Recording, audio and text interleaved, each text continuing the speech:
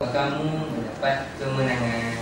Baik, kita rujuk dalam kitab tafsir Ibnu Katsir pada mentafsirkan ayat wa tubu ilallahi jami'a, yang dikatakan wa tubu ilallahi jami'a ni maknanya dengan cara kita ni melakukan apa-apa yang disuruh oleh Allah Subhanahu wa taala dan menjauhi segala apa yang dilarang. Itu maksud taubat. Maknanya yang dikatakan wa tubu ilallahi jami'ah adalah kamu semua ni bertaubat kembali kepada jalan Allah ni. Iaitulah dengan apa? Melakukan perkara yang diperintahkan dan juga menjauhi segala apa-apa yang dilarang. Termasuklah juga akhlak-akhlak jahiliyah. Apa akhlak jahiliyah? Saya nak bagi contoh satu lah kan. Akhlak ni benda yang apa maksud akhlak? Akhlak ialah satu sikap, ikut pandangan Imam Ghazali. Akhlak ni merupakan satu sikap yang mana bila kita mengejarkan sikap tu tidak memerlukan berfikiran yang panjang. Tak payah dia fikir panjang nak buat apa. Dia adalah secara spontan yang keluar. Cuma kalau akhlak tu yang keluar ialah akhlak terpuji, maka dia jadi mahmudah. Tapi kalau sikap spontan tu yang keluar dia yang buruk, dia jadi mazmumah. Itu pandangan Imam Ghazali. Di akhlak ni sikap. Baik. Dalam tafsir Ibnu Katsir dinyatakan juga kita kena jauhi sikap-sikap akhlak-akhlak yang jahiliyah. Apa maksud akhlak jahiliyah? Contohnya yang kita nak buat baik tapi sebenarnya tak elok. Contohlah kan bila main time hari raya, seronok dah duduk salam kan.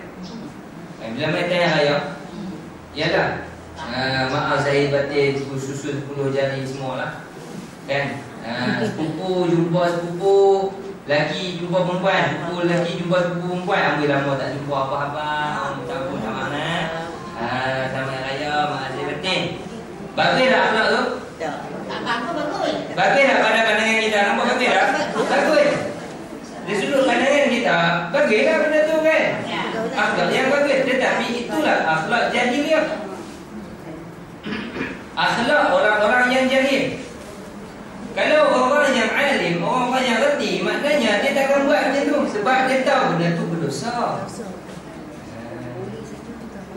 Itu masuk akhlak jahil. Kita duk rasa macam benda tu okey, tapi sebenarnya benda tu tak elok. Kan? Macam kita pergi ni lah, pergi masuk hotel terkemuka kan, nak makan ni beef stick contohnya. Kan? Sedap. Orang boleh lah. Kan? Dia bagi kita belah kanan ni pisau, belah kiri ni garpu. Kita pun tengok orang semua keliling semua makan, potong dengan pisau belah kanan, cucuk, suap dengan kiri. Garpu belah kiri. Nampak bagus lah pada pandangan orang? Bagus lah. Kan? Bagus lah. Potong tangan ni, potong tangan ni. Potong dengan pisau ni dengan kanan, dia suap dengan kanan kiri. Tapi kalau ikut adat Islam, benda tu jahiliyah. Benda tu tak betul. Kita makan bukan tangan kiri, kanan. Dia sama lah juga dengan perkara-perkara kenduri kenara. Kan? Buat kenduri kenara. Bagus tak bagus buat marhaban? Bagus? Bagus lah. Kan? Buat marhaban. Bagus. Tapi marhaban tu kumpulan marhaban ni kumpulan perempuan yang duk menyanyi pula depan lelaki-lelaki. Depan lelaki. Kalau pun mereka kata mereka menyanyi dalam rumah saja, marhaban dalam rumah saja, tapi awak pakai mic, orang lelaki tu dengar tak luar, duk teringat suara siapa lagu ni. Dia pun tak tahu lah, dan ni fashion orang marhaban ni panggil kumpulan perempuan. Sedangkan aurat perempuan, suara dia aurat. Hukum haram perempuan tu, perempuan diharamkan azan. Azan diharamkan bagi orang perempuan. Perempuan tak dengar azan, dia cuma iqamah saja. Sebab disebabkan daripada suara perempuan tu adalah haram aurat. Boleh sama-sama perempuan saja. Boleh, tak ada masalah. Tetapi itulah masalah dia. Kan? Dan yang duk marhaban tu, tak maaf lah kalau duk marhaban tadi. Tapi kalau yang marhaban tu siapa? Lah ni yang muda-muda. Jumpa marhaban kumpulan lelaki pakcik-pakcik tua umur 60. Yang paling muda sampai umur 60. Nak telan ayat sirah pun telan, tak ada telan. Tak boleh. Tengok awak yang depan ni, Allah. Tapi cuba tengok anak. Siapa lah tu ambil lawa ni? Kau besar dah no. Itu dah jadi fitnah. Tapi yang lagi teruk bila dia buat karaoke. Kan? Pakcik-pakcik pun lepas gian. Lama tak ada kan lagu apa agogo. Orang pasang agogo dia pun pergi kat depan pasang buka mic. Agogo juga dah. Pop ye. Pop ye layan. 60-an. Lagi teruk. Ustaz tak apa tu ni? Kacau. Ustaz pun main join juga. Habis ikut bagus dah. Itu yang Ustaz Salmi dulu dia bisa tegur dia. Dalam kuliah paksi kat Bandar Baru. Dia masih ingat dia tapi bila dia benar tegur. Nah, dia kata apa? Dia kata hampa duk malam tu pagi tu hampa duk bermarhaban apa? Pagi tu duk malam tu duk bertahlil kan. Bagi orang masjid buat lepas tu pagi ni hampa duk karaoke. Hampa ni orang main gaji yang duk main gaji depan aku. Memang duk ingat kata. Ustaz Sami kata hampa ni orang masjid, orang ni pun hampa buat kat masjid. Itu kita tak mau tadi, kita dah mengaji, kita dah ada ilmu, kita dah ada syariah, tapi akhlak kita tak ada. Kita tak mau. Baik. Jadi itulah yang dimaksudkan dengan wa tubu ilallahi jami'a, maknanya kita menjauhkan diri kita ni melakukan perkara yang Allah perintahkan dan menjauhi segala larangan Allah. Termasuk juga akhlak-akhlak yang jahiliah tadi, la'allakum tuflihun. Maka Allah bagi jaminan, la'allakum tuflihun. Mudah-mudahan kamu ini berjaya. Ya, berjaya. Baik. Apa syarat taubat? Syarat taubat. Ya, ada 3 atau 4? Ada 3 ada 4. Alhamdulillah. Itu sebahagiannya lah. Baik, syarat taubat. Tadi kita kata ta'rif sudah. Hakikat sudah. Ya, syarat taubat sudah. Baik, syarat taubat mengikut pandangan Imam Nawawi ada 4. Apa dia? Yang pertama, berhenti. Kita dah tengah buat dosa atau benda ni salah, berhenti. Bukan, Ustaz pergi habis dulu. Berhenti. Kan? Dia tengah-tengah berzina, tak ada aku tak berzina. Mesti ada zina. Baik nak berzina ni tu baik. Nak apa kata benda tu mustahil. Biasanya orang yang nak berzina melainkan dia kena rokok ke apa tu dia. Tapi biasanya yang dah terlanjur itulah syaitan kan. Kita tengah buat tu rasa seronok, bila habis tu baru menyesal. Baik, jadi syarat yang pertama berhenti daripada buat dosa. Syarat yang kedua apa dia? Iaitulah menyesal. Nah, menyesal daripada perbuatan tu. Dah berhenti menyesal. Menyesal ni kita zahirkan dengan cara macam mana? Beristighfar, dengan cara solat taubat, dengan cara perbanyakkan amal soleh. Dan yang ketiga, kita berazam untuk tinggalkan. Tak mau buat dah, lepas ni tak mau buat dah. Ini yang kali pertama dan terakhir. Kalau boleh lah. Tapi masalah dia macam tu lah. Taubat. Taubat lah, tapi dia tahu buat ni. Jadi 3 syarat ni dicampur pula dengan satu syarat tambahan Imam Nawawi kata, iaitulah kalau sekiranya kita melakukan kesalahan dengan orang lain, maka kita kembalikan hak orang lain, iaitu memohon maaf balik kepada orang yang kita buat salah. 3 yang awal tadi adalah dosa kita dengan Allah. 4 ni yang syarat keempat, dosa sesama makhluk. Dosa makhluk kita duduk istighfar dan tempat-tempat. Tapi dosa dengan makhluk ni, dosa dengan manusia, ayat besar. Sebab keampunan Allah terletak kepada keampunan sisilan yang kita buat. Kita ada rampai harta orang. Patutnya hak dia kita pergi ambil. Kita pergi kata hak kita. Kan, baru pasal tanah panggan pokok ni, panggan ni, sampai panggan ni, tanah tu. Ni panggan ni. Kita pergi ambil sini. Benda ni ada kan. Album ada lah kita ni duk pelingkup orang, duk tipu orang ni, buat sedikit nanti buat haji lah, buat apa lah, buat dia semakat seorang-seorang kan. Padahal benda tu tak tahu boleh tipu orang. Maka pula dia buat banyak badat macam mana sekali pun Allah tak ampun dia. Sebab orang yang buat salah tu dia tak minta ampun lagi. Dia tak minta ampun lagi pada orang yang dia buat salah.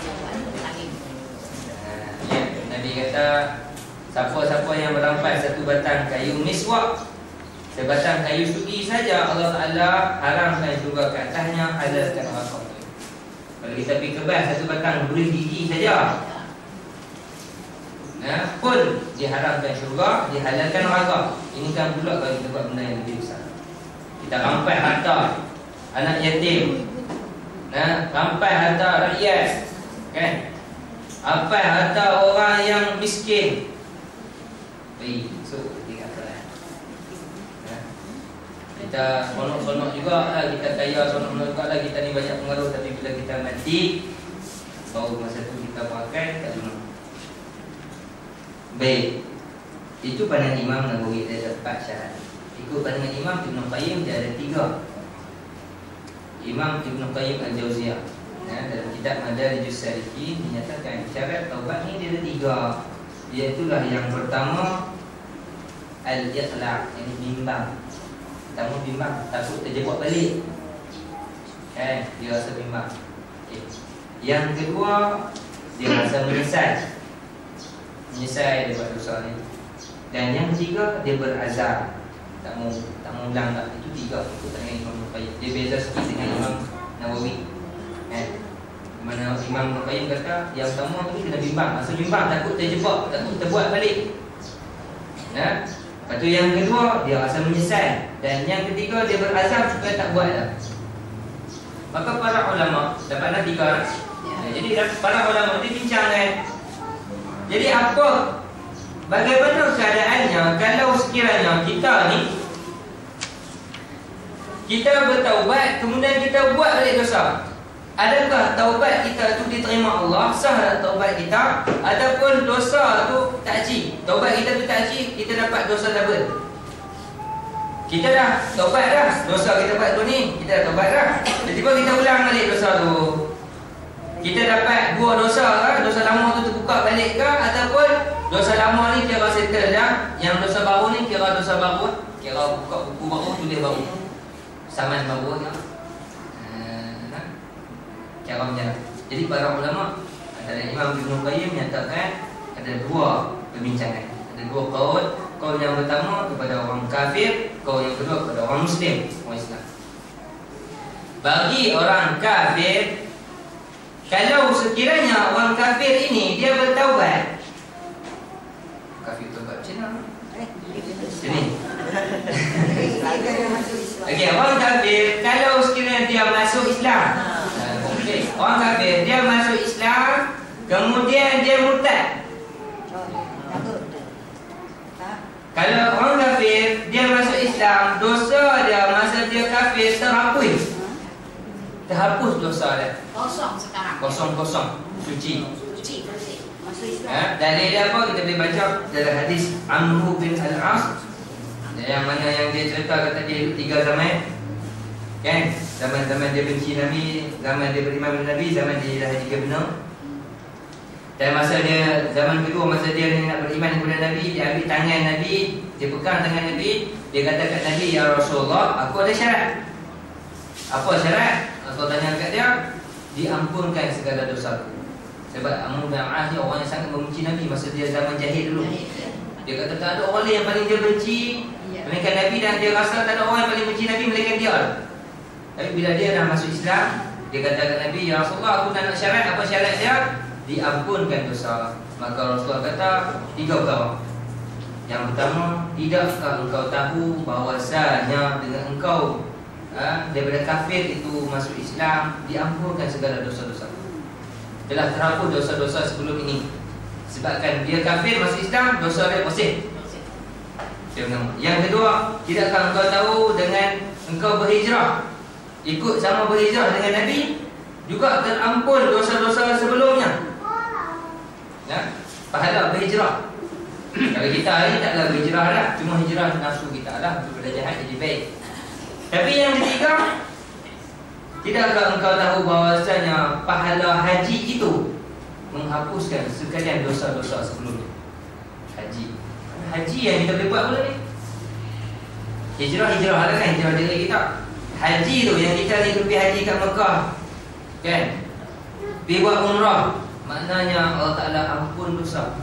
Segala dosa-dosa kita dibersihkan oleh Allah SWT. Lepas tu tempat paling baik nak minta ampun, pergilah sana. Kalau ada banyak duit, jangan pergi Disneyland, jangan pergi Hollywood, pergi sana tu. Biar pergi sana banyak kali pun tak puas. Sebab tu tempat yang paling seronok, tempat paling bagus untuk kita pergi. Khususnya untuk kembali balik pada Allah Ta'ala. Jadi 3 benda. Jadi bila disebutkan di sini orang kafir, bila dia masuk Islam, maka secara automatik dosa-dosa zaman dia kafir terhapus. Tapi ingat, kalau yang dia murtad balik, dia masuk dia kafir masuk Islam kosong-kosong. Baik, tiba-tiba dia murtad, turn back balik, dia murtad, maka dia ni dikira double 2 dosa. Dia telah buat dosa yang besar dalam Islam, dia murtad satu, dan dosa masa dia jahil zaman dia kafir dulu pun dicampur sekali. Jadi 2 sekali dalam satu masa dia kena tanggung. Itu berat, tak beratnya 2 dalam satu, 2 in 1. Dosa orang kafir bila dia murtad, dosa dia gabung 2. Dosa zaman dia kafir campur sekali dengan dosa dia dah murtad tu. Berat. Baik. Dosa orang Islam pula. Kita lah kan orang Islam. Dosa orang Islam, bila dia bertaubat, dia buat balik dosa dia, macam mana keadaannya, maka para ulama menyatakan syarat dia mesti penuhi rukun atau syarat-syarat taubat tadi. Kalau sekiranya dia penuhi syarat-syarat taubat tadi, maka dikira sahlah taubat dia. Lalu bila dia buat dosa yang baru, dikira dosa itu dosa yang baru. Dosa lama tu kira settle, tutup buku dah. Kita dah taubat, selesai. Yang ni buka buku baru, malaikat tulis baru. Sebab benda ni kita buat salah lain, buat salah baru, maka memerlukan kepada taubat yang baru. Ringan sikit lah kan? Alhamdulillah.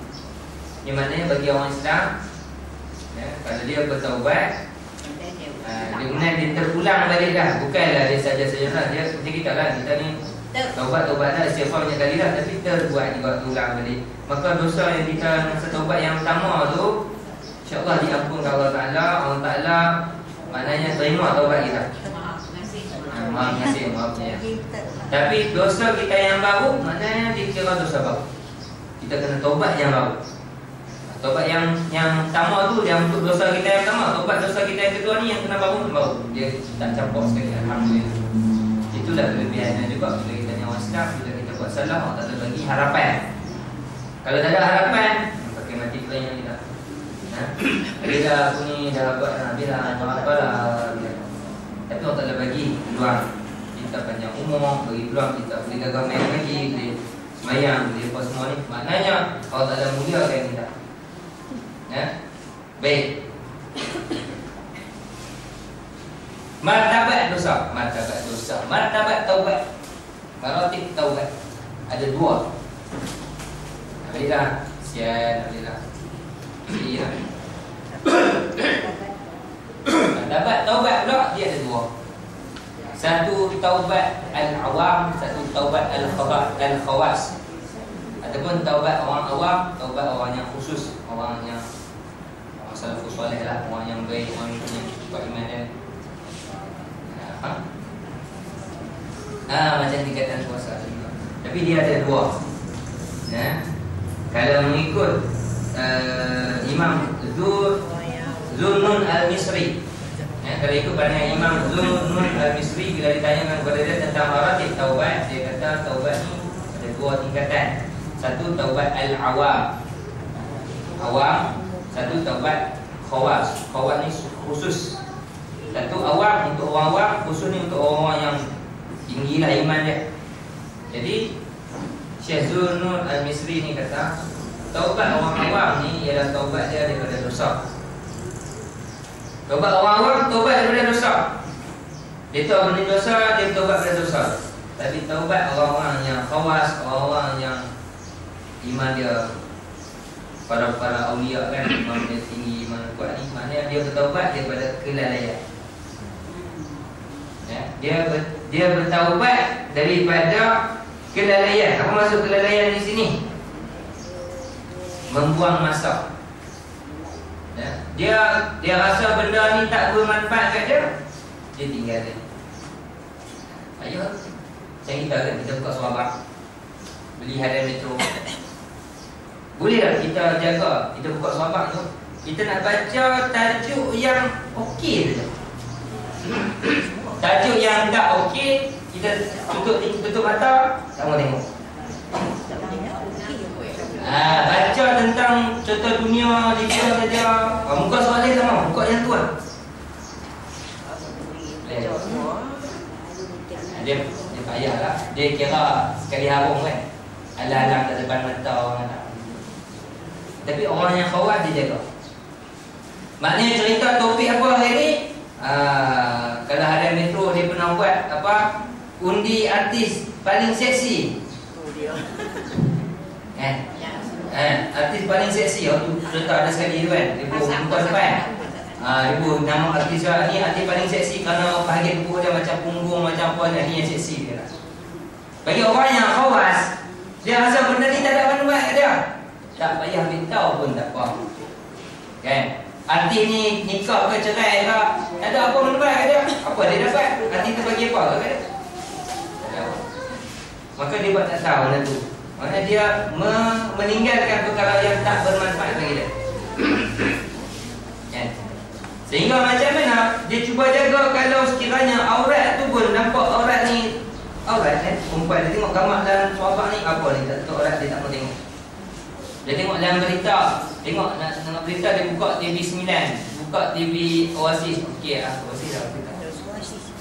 Dia buka lah apa yang mana yang penyampai berita dia pakai tudung, okey. Dia tak mau buka itu sebab apa? Dia bimbang sikit tengok kawan dia pakai tudung, dia teringat bini dia. Apa teringat bini? Teringat kawan tu orang lain. Itu orang yang khawas, dia cuba jaga memperhalusi. Dia beralih lah, dia tambah beralih. Iaitulah sejajar dengan hadis Nabi, min husnul islamul mar'i tarkuhu ma la ya'ni. Sebaik-baik orang Islam itu dia meninggalkan apa-apa yang tidak bermanfaat bagi dia. Kalau dia rasa benda tak ada manfaat apa, tak ada dapat untung apa untuk akhirat, dia tinggalkan, dia dapat tak. Tapi kalau dia rasa benda ni boleh dia muhasabah diri, benda ni boleh dia baiki diri dia ambil sekadar iktibar. Jadi dua martabat. Dan apa hukum? Dan contoh-contoh ni apa hukum kita taubat? Hukum bertaubat ialah wajib. Wajib, ada sunat, ada makruh, ada apa? Wajib. Bila kita dibuat salah, wajib bertaubat sebelum terlambat. Ciklat tak? Wajib bertaubat sebelum terlambat. Ingat tak? Baik. Jadi ada beberapa cara kita nak bertaubat. Saya tak sempat nak cerita ni, tak apalah, saya nak kau skip kan. Jadi saya buat ringkasan ni cara kita nak bertaubat. Kalau ikut Imam Al-Ghazali, dia ada bagi dosa-dosa yang kita kena bertaubat. Tanya daripada sudut rububiyah, daripada sudut syaitaniyah, bahimiyah, dengan sudut ta'iyah. Tak apalah, itu dulu masa tak cukup. Kita ambil yang lebih penting, iaitu cara bertaubat kepada Allah Ta'ala. Selain daripada 3 cara atau 4 syarat tadi, maka ada syarat-syarat tambahan ataupun perkara-perkara yang boleh membantu kita dalam kita nak bertaubat kepada Allah Subhanahu Wa Taala. Dan kita dah berhenti, kita dah menyelesai, kita dah berazam, dah usaha tinggal-tinggal dah, kan? Dan kita juga kena buat benda-benda yang tambahan lagi. Iaitulah yang pertama, penuhi syarat taubat. Itu yang pertama. Dalam kita nak bertaubat, cara nak taubat ni macam mana? Penuhi syarat taubat tu. Syarat taubat dah dapat penuhi, maka kita pergi cara yang kedua, iaitulah tinggalkan kawan-kawan yang jahat. Macam mana? Kawan-kawan yang mana yang tak mengajar